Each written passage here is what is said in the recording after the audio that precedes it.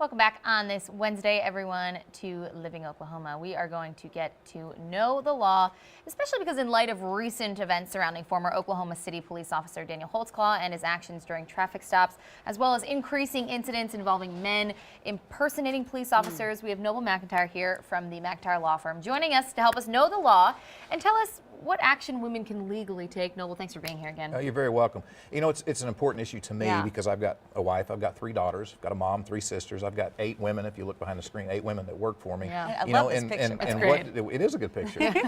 What do you do when you're a young woman and it's dark at night and the lights come on behind you? What can you do? What can't you do? And this whole former Oklahoma City police officer, Holtzclaw, I mean, that was just a terrible deal, and it gives a black eye to the police department. You know, so little girls are afraid. I don't want my 19-year-old daughter getting out of her car, getting in the back of a police car, unless she absolutely has to. And so you got a couple things you can do. As you're being pulled over, the first thing you have to do is make sure it's even a police officer, because you have a whole history of people out there that are impersonating officers. And it's a tough, tough deal. I mean, think about how you guys feel when you get pulled over. I was just picturing it, and I mean, immediately it's that the heart palpitations, the nervous sweating, the what am I going to say, what am I going to do, how am I going to act. And you're trying to find your paper. I just had it Monday. I was pulled over again. And Again. and absolute panic, sweat. How do you Well, know, though? well, the first thing is, you know, most people think you have to pull over immediately. You don't. You have to let the officer know that you see him back there. You slow your speed so they know that you've seen him. You turn on your hazards. But if it's a dark area, don't pull over. Go slowly to a well-lit area and then pull over. Once you've pulled over, you do not have to unlock your door. You don't have to roll your window all the way down. You can roll it down just enough to hand out your driver's license. You can ask for identification of the officer, ask to see the badge if you feel nervous, ask to see other identification, because a badge can be fake, but the other identification often somebody impersonating the officer doesn't have. So ask for 2 forms of ID. More importantly, more than anything, is you can call 911. If you call 911 while you're being pulled over and say, look, I'm being pulled over, I'm not sure if this is an officer, what do I need to do? They will tell you if the person pulling you over is an officer. They will also radio the officer and say that you've called in, and that helps set the tone. And look, these officers out there, 99.9% of them are doing a great job. They don't like the 0.1% that gives them a bad name either, but it's about safety for them too. They don't want to be in a dark area. They want to see your hands. They want it to be well lit. They're nervous and on edge too, because look, a woman can kill a man just like a man can kill a man, and they have to be careful all the time. But from the perspective of the woman being pulled over, my daughters, my staff, you've got to do the things that you have to do to protect yourself. I think one of the things too that kind of holds me back from ever doing these things too, I'm scared of him kind of saying, you know, why didn't you pull over right away, or sort of kind of getting a little bit and taking it out on you. Taking it out on me. Yeah. I'm nervous, and I don't know that these are my rights. So I think that's why it's most officers are very, very professional. They understand, especially if it's a woman, they understand that you're nervous and you're scared. You know, I would rather my daughter run the risk of getting an officer a little upset at her for not pulling over right away in exchange for being safe. I want her to be safe. So ask them to pull over. In Oklahoma City, you have a right, if you feel nervous or if you feel something's not going well, to ask that a supervisor come to the scene as well. Now, that can sometimes set a bad tone because an officer might think that you're questioning them. And again, I get that, but if it's about safety and it's about my daughters and the people that work for me and my wife being safe, I would rather do that. You do not have to consent to a search. You've seen the YouTube videos of people being searched alongside the road. I'm not talking about your car, I'm talking about a body search, some of the things that you see that happens. You don't have to consent to that. You can say, I don't consent to this search, I'd like to see my attorney. More than importantly, it's just be smart.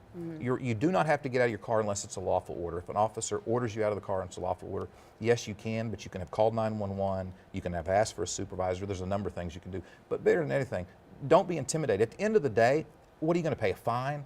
That's not the end of the world. Where your heart starts racing and you get scared, you know, you've just got to understand it is what it is. You're being pulled over, and when you pull away, life goes on. Don't let them intimidate you to the point where you're just so terrified that you will do anything. You have to be smart and protect yourself.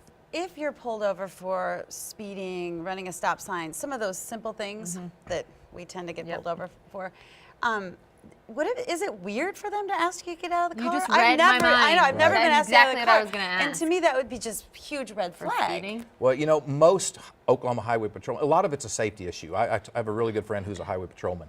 He historically, in his past, he said, times have changed. You know, the reason officers are going to body cameras is not just for the protection of the individual, the public, but for themselves too, because they can be accused of things. And times have changed, but back when he was an officer, he recently retired from the Oklahoma Highway Patrol, he would put people in his car for safety because other cars are coming along. He wants to make sure that nobody gets hit. He said today for something like that, he probably wouldn't do it. But there's a big difference between a well-trained, say, Oklahoma City police officer and an officer. Now, I don't mean to talk badly about an officer from some little small town out in Podunk, Oklahoma, but a lot of those folks don't have the same training, and it's sometimes that badge can be a power trip. And a well-trained professional officer likely is not going to ask you to get out of your car and to get into his car for something like being pulled over. A small-town cop might. You're within your rights, like I said, to keep your window rolled up and say, look, I'm not comfortable. Can you get a supervisor here? Just be smart. Don't worry about getting an officer upset with you for not complying unless you are 100% sure that's really a police officer and there's no ill will. We shouldn't even have to have this conversation, but because of former Oklahoma City police officer Holtzclaw, we have to have this conversation.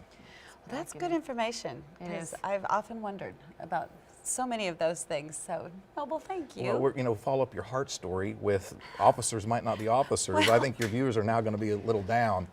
I know we're going to have to do a Barney dance to cheer everybody up. I think that's where we're going here. Important stuff, though. We have, if you want to get in touch with Noble there, www.oklahoma-law.com. He'll answer all your questions. And there's this team right here. Right There they behind are. me. That looks like a TV show. Look think at that. You guys are like fabulous. Look, Thank you you. guys all got the best outfits, too. They're know. fashionista law firm. I don't know. The what's girls going- pick their outfits before we do the pictures, I can assure you. And they get their hair done and their makeup done. They look really Like good. Jeremy here, he's just like, I'm here. Yeah.